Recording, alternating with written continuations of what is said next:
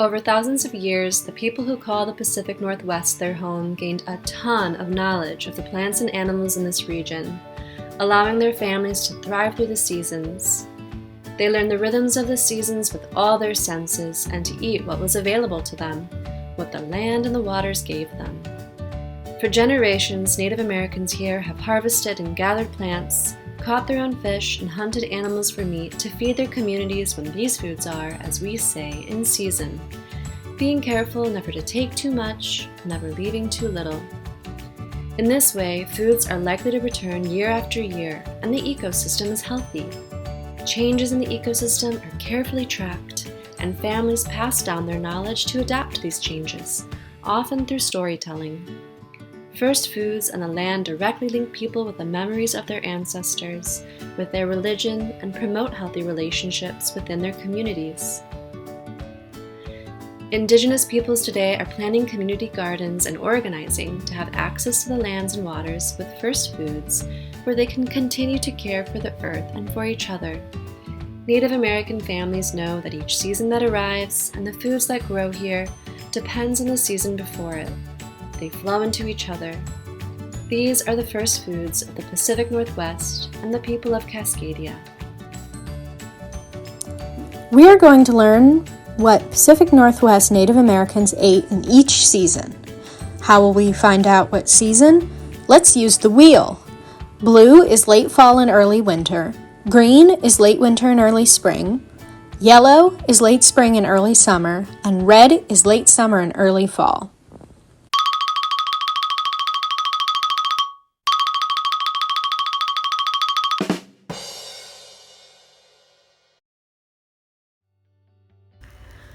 The Chum Salmon.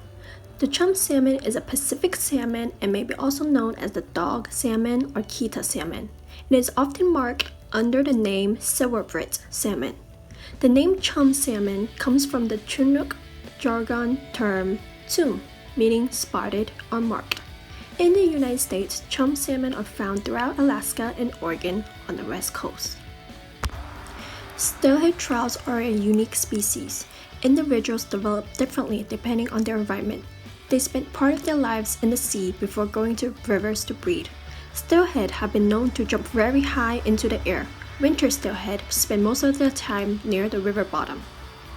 The game of all kinds such as deer or elk would be hunted, and bracken fern roots would be dug up and eaten.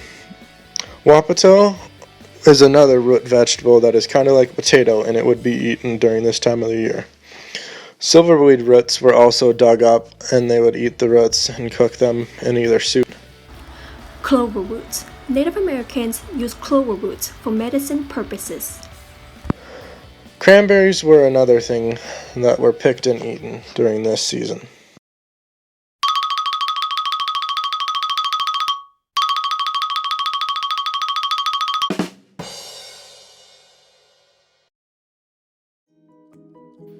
Late winter, early spring. Ulacan or smelt is a bluish-silver fish with a long body. They spend most of their lives in the ocean but swim upstream to lay their eggs. These eggs attach to the river bottom, and when they hatch, are swept downstream back to the Pacific Ocean. For hundreds of years, Native Americans have been catching smelt by dipping their nets. This is bitterroot. Because of its bitterness, it is cooked and mixed with berries or meat. The roots of this pink flower are thick and meaty. This is coos root. They taste like parsnips. They're peeled and eaten fresh in the spring. Families are careful to leave the largest root they find instead of harvesting it, so that more coos can grow the following year. Duck and fowl like quail and ruffed grouse are high in protein and healthy fats that keep people's bodies warm during cooler months. Desert parsley is a type of leafy plant called lomatium, with a flavor similar to celery or parsnips. They thrive in rainy conditions. Nettle shoots taste a little like spinach and cucumber. It is very high in vitamins, minerals, and protein, and is used in meals and herbal medicines today. They are harvested in early spring.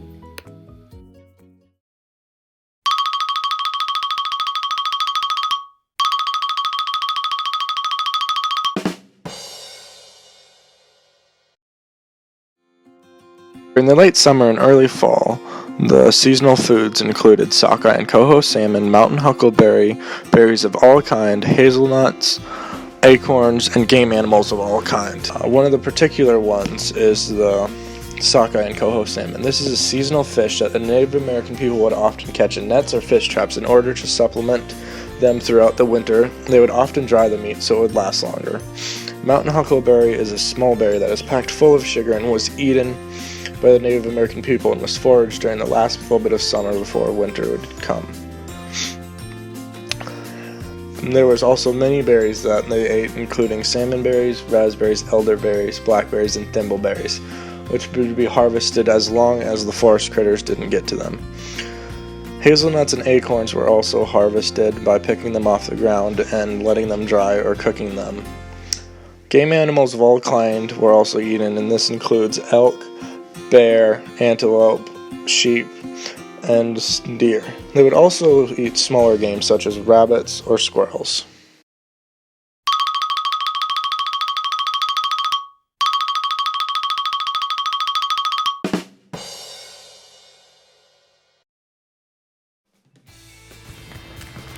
Some seafood eaten by Pacific Northwest Native Americans is clams and other shellfish which are found on the beach, chinook and pink salmon, which are fish you can find in a river, and herring is a fish found in the ocean.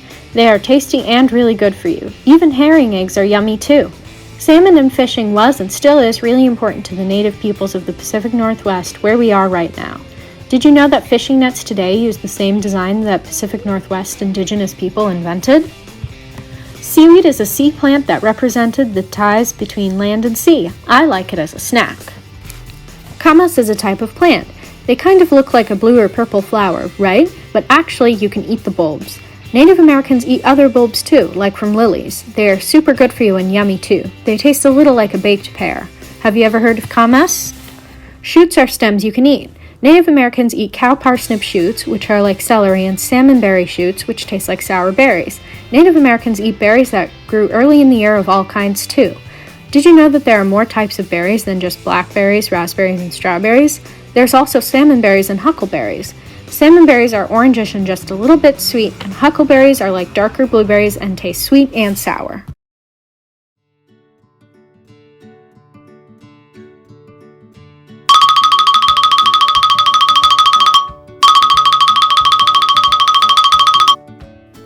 Late winter, early spring. Can you recognize this plant?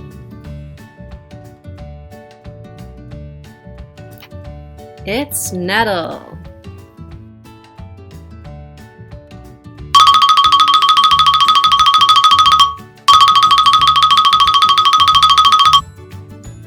Late summer, early fall.